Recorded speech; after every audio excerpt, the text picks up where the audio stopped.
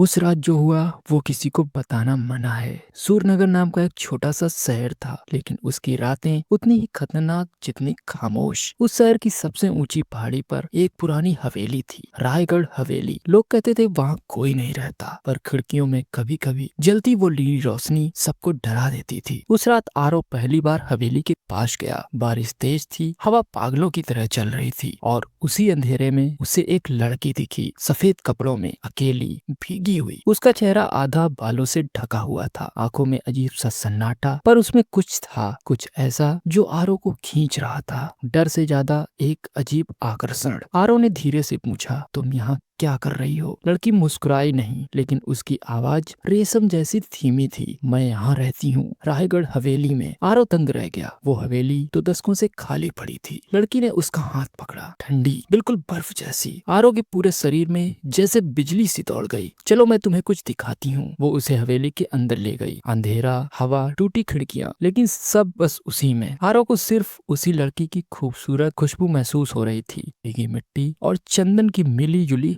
महक। वो एक कमरे में रुकी। मोमबत्तियां अपने आप जलने लगी। कमरे में पुरानी तस्वीर थी, और एक तस्वीर में वही लड़की, लेकिन 80 साल पुरानी। आरव ने हकलाकर पूछा, ये तुम हो? लड़की उसकी आंखों में देखती है, इतना पास कि उसकी सांस आरव के होंठों को छू जाती है। प्यार वक्त से बड़ा होता है, उसने फुसफुसाया, और कुछ प्यार कभी मरते नहीं। आरव का दिल तेजी से धड़कने लगा। डर और एक अजीब सी चाहत दोनों एक साथ बढ़ रहे थे। लड़की ने उसके चेहरे को छुआ, उंगलियां बर्फ जैसी ठंडी, पर दिल में आग लगा देने वाली। आरव उसकी उसकी आवाज कांपी। 80 साल पहले जिसने मुझसे प्यार किया था, तुम बिल्कुल उसी जैसे लगते हो। आरव ने सांस रोकी। कमरे का तापमान गिरने लगा, मोमबत्तियां जलते हुए कांपने लगी। तुम इंसान हो क्या? वो मुस्कुराई, धीमी, खतरनाक, पर उतनी ही खूबसूरत। प्यार कोई रूह, कोई जिस्म नहीं देखता। उसने आरव को अपनी ओर खींचा। सिर्फ दिल धड़कता है। अचानक दरवाजा जोर से बंद हो गया। हवेली हिलने लगी। आरव ने पीछे मुड़कर देखा, लेकिन लड़की गायब थी। कमरे में सिर्फ उसकी खुशबू रह गई, और हवा में तैरती एक फुसफुसाहट, मैं वापस आऊंगी